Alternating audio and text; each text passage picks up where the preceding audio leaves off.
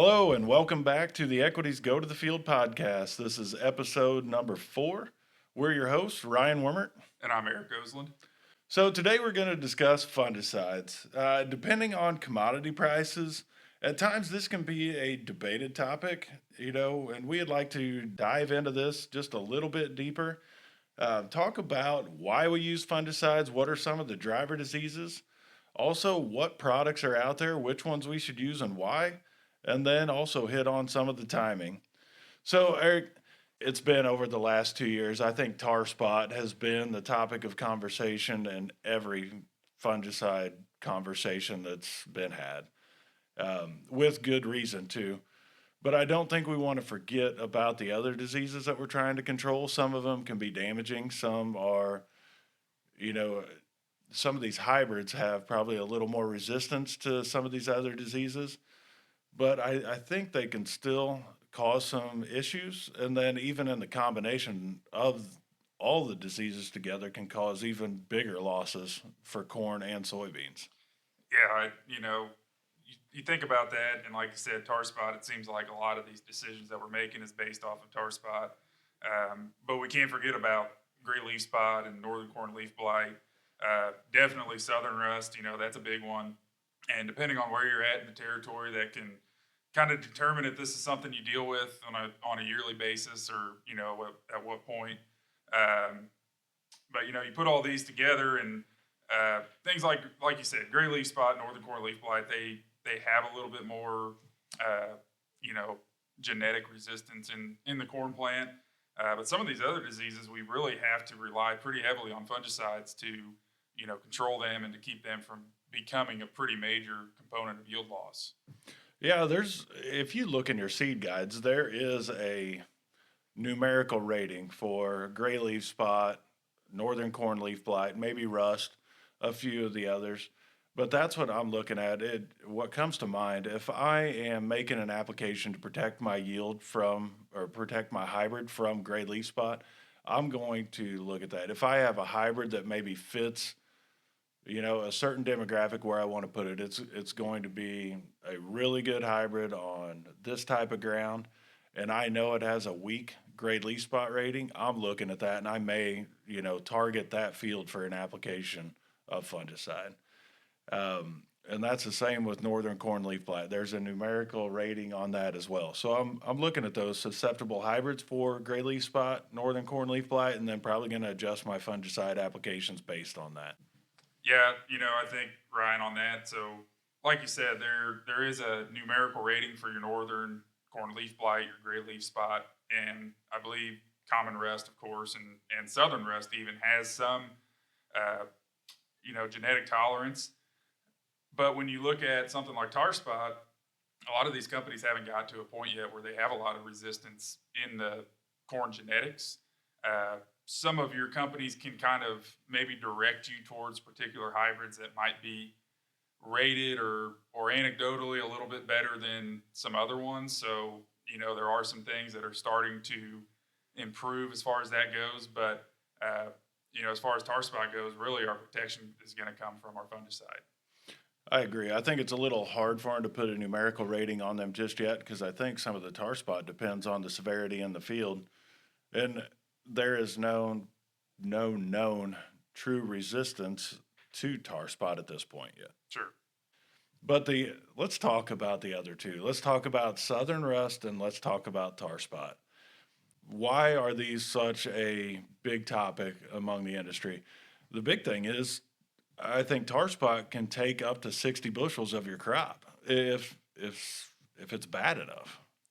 Yeah, the yield component is obviously number one. I think when it comes to tar spot, some of the yield losses that have been seen since that disease became more prevalent have been pretty substantial.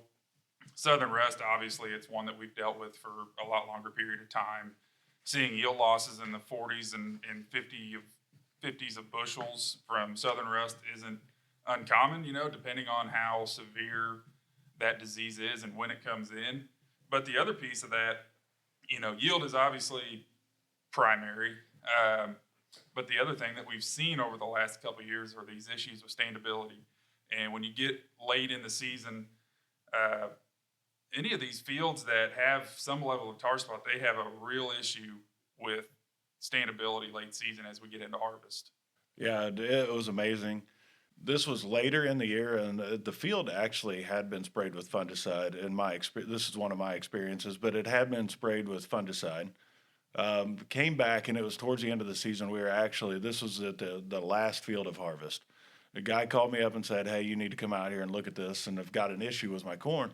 So this field had tar spot in it, very, very bad.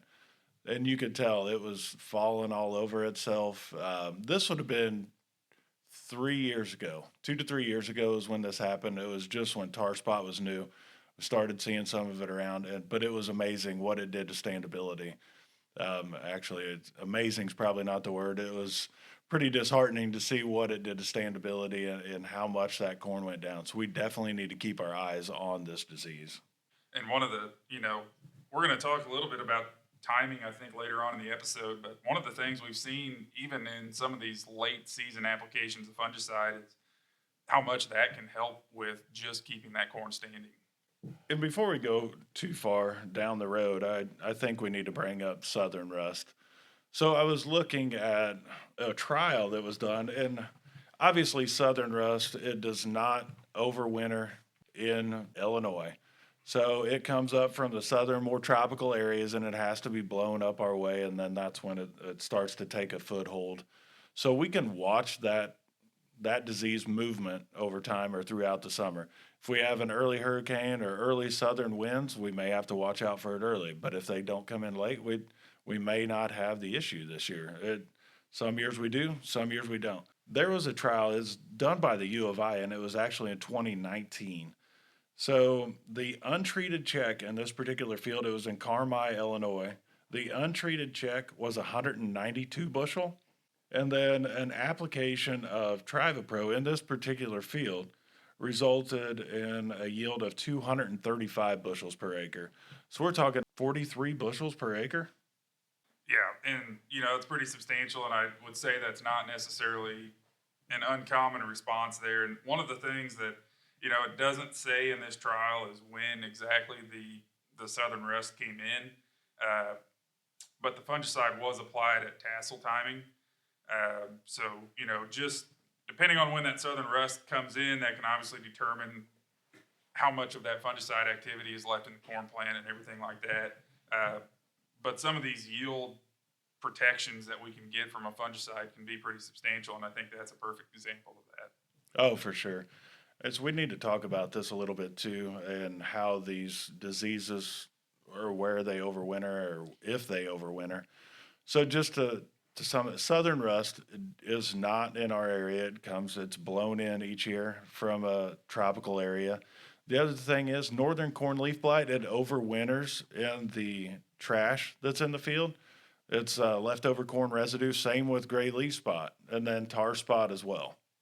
This is some work done by the Crop Protection Network. And the Crop Protection Network is a group of land grant universities that do a lot of research. And it's on a multitude of topics. They do some stuff on weed control, they do some stuff on fungicides.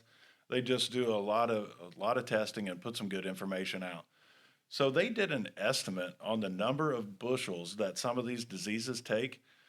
So tar spot, and the reason we bring that up, why tar spot's a topic of a lot of these conversations is it was responsible in their estimate for over 228 million bushels of corn lost.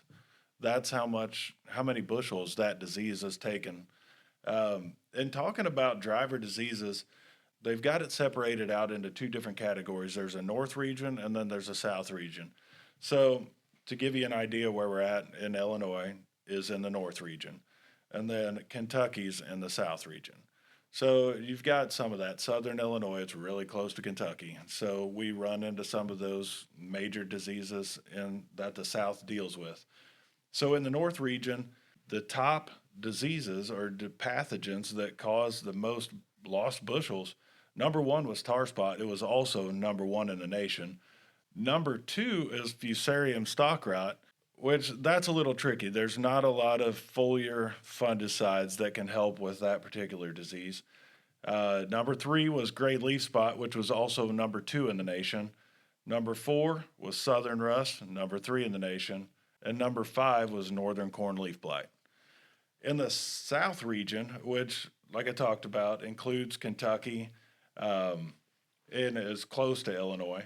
So, number 1 yield robber in that South region was southern rust. Number 2 was gray leaf spot. Number 3 was nematodes. But number 4 was northern cornleaf blight. So there's a lot of these diseases that overlap the two areas, but obviously, and I think it even stated in some of their work that tar spot did reduce yield in Missouri and Georgia. So tar spot is moving south. So we need to be cognizant of this disease and make sure we're aware of our surroundings there. Yeah, but I think what you just talked about there kind of shows exactly why we can't just focus on one disease, right? I mean, when it comes to depending on where you're at and the year and the environment that you're in can really, dictate and determine what is going to be the disease that really causes your substantial levels of yield loss. And, whether it's tar spot, whether it's southern rust, is going to depend on where you're at. But at the end of the day, we have to manage for everything that's coming at us. Another thing that I think we need to discuss as we wrap up that disease, that's and going into corn, that's why we spray fungicides. Those are the driver diseases that we're after. And one thing I think is worth mentioning is driver insects on corn. It's not a huge deal. I don't think we need to spend a lot of time there, but what we're after is Japanese beetles, rootworm beetles, anything that's going to be clipping silks at the time of pollination. That's what we need to watch. I think the Japanese beetle, I mean, the threshold's crazy. I think it's, they have to have the silks clipped within a half an inch and then like 5 beetles per plant. I think it's something like that. And same with rootworm beetles. If they are clipping your silks to within less than a half an inch, if the corn is not already pollinated, then we may have to make some control measures there. Something that was new this year, it kind of took all of us by surprise, was aphids. There really wasn't a lot of information out there to kind of direct what we needed to do for aphid control. Yeah, the aphid the aphids last year were pretty substantial, and like you said, a lot of the research that had been done on aphids was really old and potentially more directed towards some of the older hybrids back then, maybe I don't know, 15, 20 years ago. So when we were trying to make decisions on aphids in 2024, there just wasn't a lot of recent information, and I think I guess if there was a benefit or a positive of that outbreak, is we learned a lot. There's no doubt about that. We learned what to do if it happens again, and hopefully it doesn't. I mean, just thinking through that a little bit, it's been 20 plus years since we saw aphids the last time. Hopefully, we don't run into them again this year. But I think at the end of the day, as with anything, you have to be prepared. You have to have a plan. Aphids we can't guarantee they won't be a problem. Well, in corn aphids, they don't overwinter here, right? So I think that was one of the big things that took us by surprise. We had one of the earliest hurricanes with the south wind to blow up in our area. And that's what pushed a lot of the aphids in early. And we were surprised by it. And we hadn't had that happen a long, long time. Yeah, the funny thing about that hurricane was everybody thought it was going to push in southern rust, and we were, ringing the alarm bells for southern rust, and here comes the aphids. So that wasn't what we were expecting. So I think it's worth moving into, let's go into soybeans. Let's even talk a little bit about some of the driver diseases out there for soybeans. What are we after? I think the biggest ones, Eric, to me are powdery mildew, frog eye leaf spot, cercospora, and septoria brown spot. Um, and fungicides, big in soybeans. Yeah, absolutely. No different than corn, and I'm sure the same estimates are out there on soybeans. I don't have them in front of me right now, but some of these diseases can be very substantial in terms of the amount of yield that it can take off a soybean crop. When you look at some of the ones you mentioned, of course, and then, not only talking about diseases, but looking at some of the soybean insects, they can be probably a bigger deal and more substantial than what we see on a lot of the corn pests as far as, on the insect side. I think so. And you look at the single insects that are out there, Japanese beetles, it takes a lot of defoliation to warrant an economic control there. And the same with bean leaf beetles. They have to do a lot of defoliation, and soybeans are resilient. They can recover pretty quick. The thing is, and stink bugs was the crazy thing, it does not take a lot of stink bugs to cause some damage. And especially in seed fields, they can ruin some of the seed quality. It shrinks the seeds. The other thing is, it's with the stink bugs, it's more of a piercing, sucking insect. So it goes in and it pierces the pod and it takes the juice out that would normally fill that seed. So it is the combination of all of those insects together that I think warrant an application. And Eric, this is my personal opinion, but I would not make a soybean fungicide application without an accompanying insecticide. Yeah, I think so. And you mentioned it on the amount of yield, and uh, when you walk through a soybean field, oftentimes the Japanese beetles are what stick out uh, because you see a lot of them. But like you said, those thresholds are what's important. It can only really take maybe one or two stink bugs per plant, or just really seeing a couple stink bugs out in your field to have probably a bigger impact on yield than what you could see out of 100 Japanese beetles. I think that's just a little bit of background on why are we using fungicides, right? Obviously, these diseases and insects are a big piece of that. But I think the conversation then obviously goes to what are we going to use in these situations? What are the products that we want to, uh, I guess, focus on to give us the best control of all of these difficult diseases and potentially insects that we're talking about? Oh, I think so. There's a lot of different products on the marketplace, a lot of different active ingredients, a lot of different groups. There's a lot of things to sort through in the fungicide market. Um, I think the biggest thing is to classify these products. You can classify them into probably three different categories that are relevant to us that we look at. The strobilurins are one that's more of a preventative product. The trizoles are more of a curative and they stop the progression of the disease. Then you have the SDHIs, they're more like the strobilurins. They have more of a preventative type of property to it. And that new active came onto the market, the SDHIs, about 7 years ago. Yeah, Ryan. So these products, they really do work together. If you think about the strobilurins and the SDHIs, so you know their mode of action is to essentially prevent the fungal pathogen from producing energy, and so they work together in that way. Same mode of action, different side of action. They're targeting different regions of that complex, and then the triazole, it's going to work completely differently. It's more going to prevent those fungal pathogens from producing a cell membrane. So it destroys that cell membrane. Um, so ultimately, just like anything else, anytime we can use these products in combination together, that's going to give us the best overall result. And fortunately, a lot of these formulated products on the market do contain all three of these types of products. So, when looking at product selection, I would say those are the products we would say are maybe your best options on the marketplace. And there's some others as well. We can talk through that a little bit, but some that maybe just have two of these components, and it's not to necessarily discredit or discount their potential effectiveness. But just looking at, when we're targeting things like tar spot, southern rust, we do want to make sure we're going out with the best possible option that we can. Eric, I agree. The one thing I think is worth bringing up, we're going to shorten this thing up. It's Strobies. That way we don't have to say it the whole time because it's a tongue twister and it's hard for me to say. But that preventative side of it, they have the highest, or they're the most likely to develop a disease or resistance to diseases.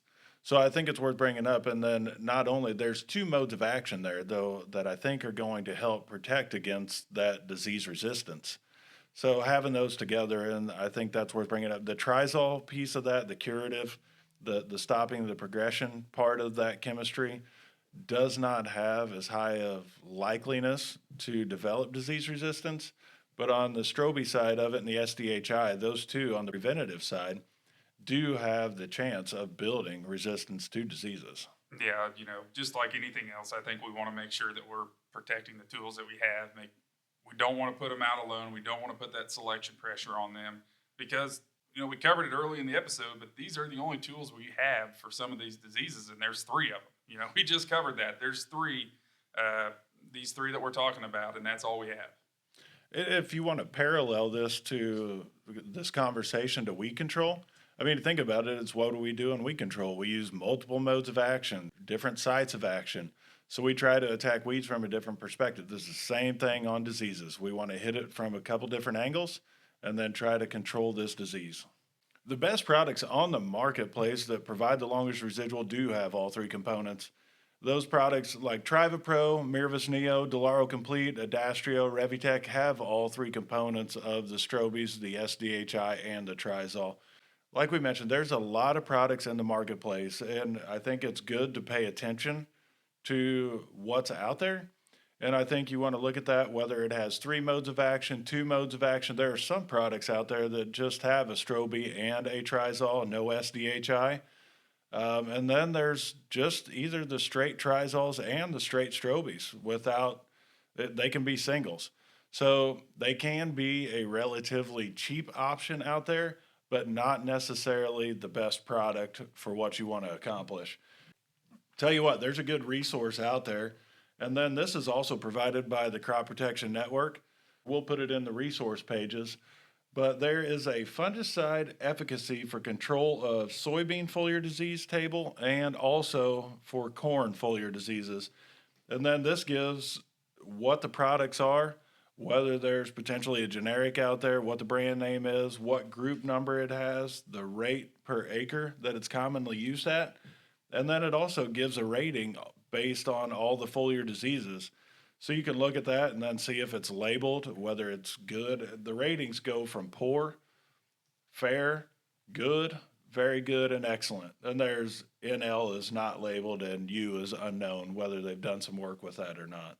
So that's a good resource. We'll put it on our resource pages for the podcast. That way you have access to that.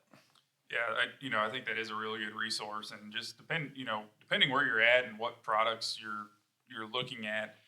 If you're in an area that doesn't deal with southern rust hardly ever, maybe that's not one of the diseases you're going to look for on that chart. But if you're in an area that's dealt very heavily with tar spot for the last couple of years, that's on that chart, and it'll show you which products are going to give you that best control of that disease. And a little bit of a hint, generally it's probably going to be those three mode of action products on the list that are going to do the best in that arena. And ideally, it's what we're looking at is, we talked about all the driver diseases for corn. We're going to look at those products that can handle all of them. As some of those or best products that are out there with all three components not only handle tar spot, but they also do a good job on southern rust, gray leaf spot, and northern cornleaf blight.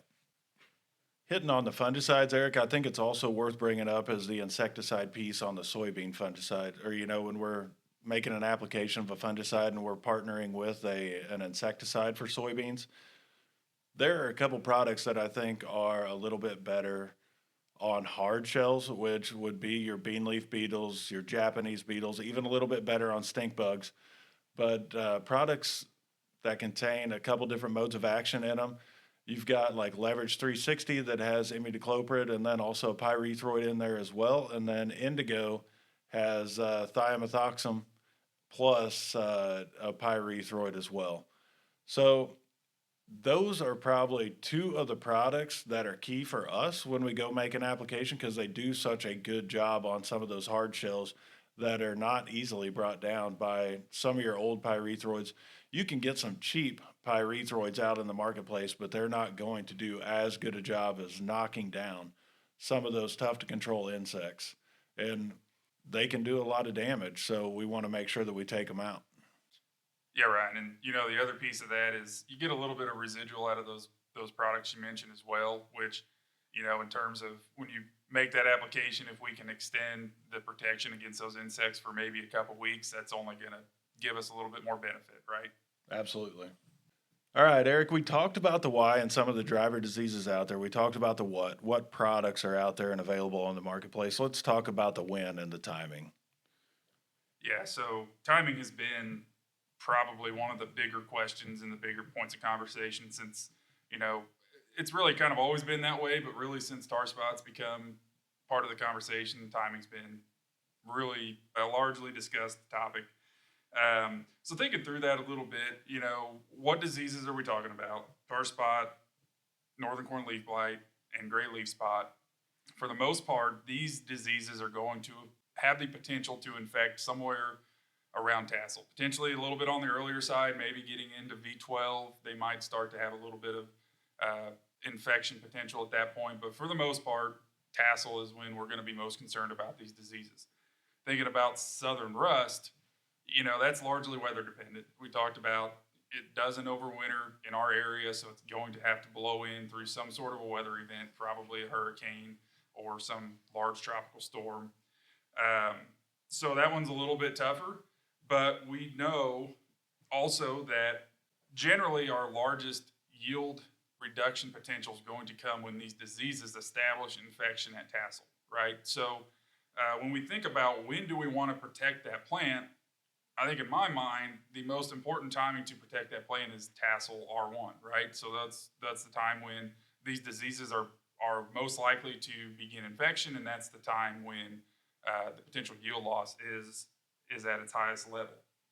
I think the other piece of that, we talked about the different components of the fungicide, and with the SDHI, the strobe, and the triazole, and we know that the only one of those products that has the ability to stop an existing infection is the triazole.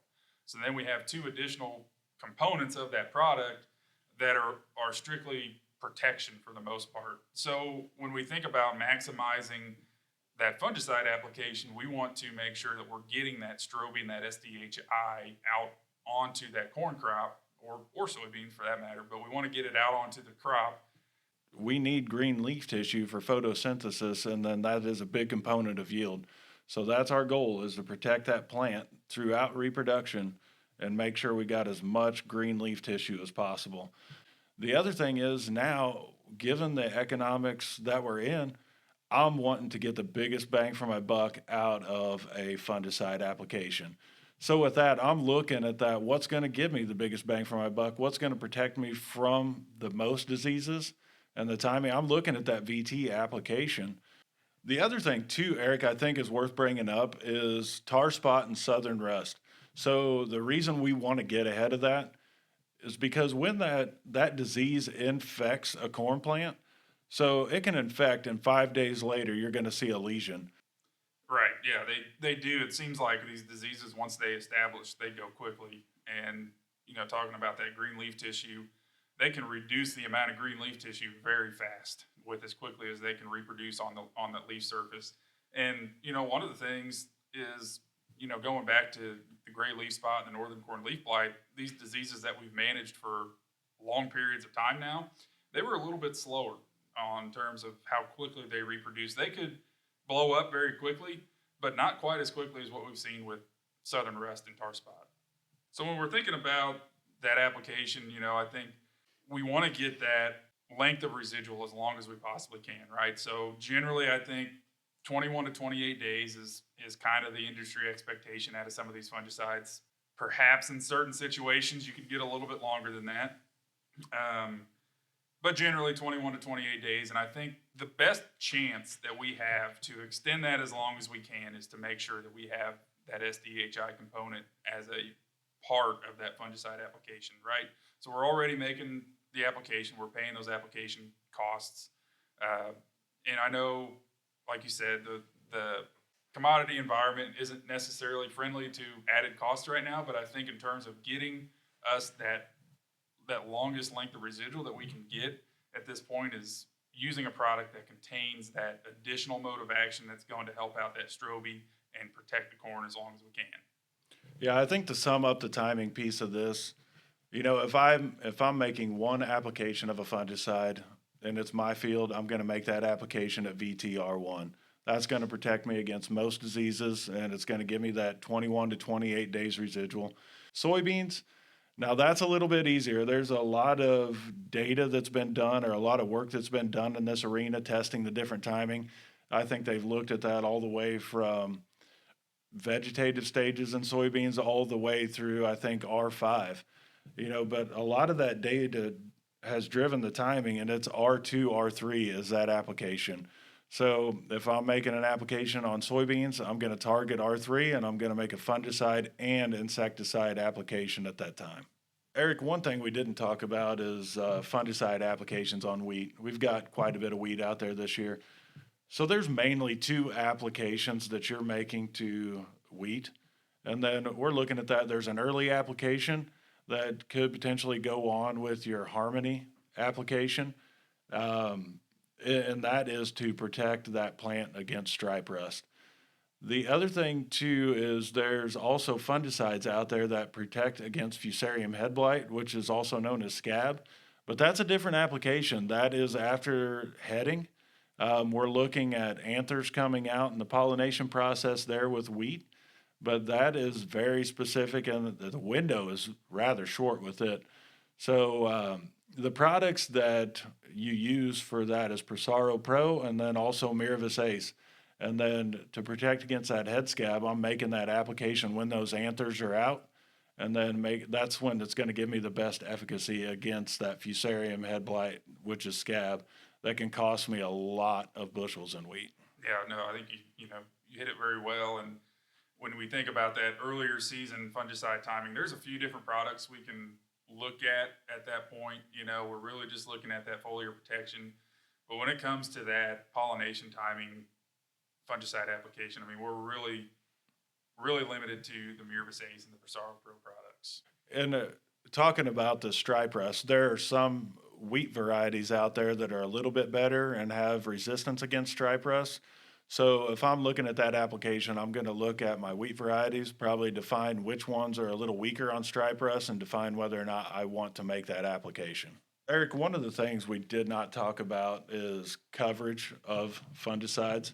And I think it's important to bring up, we do get 21 to 28 days residual out of a fungicide, but I think coverage is huge.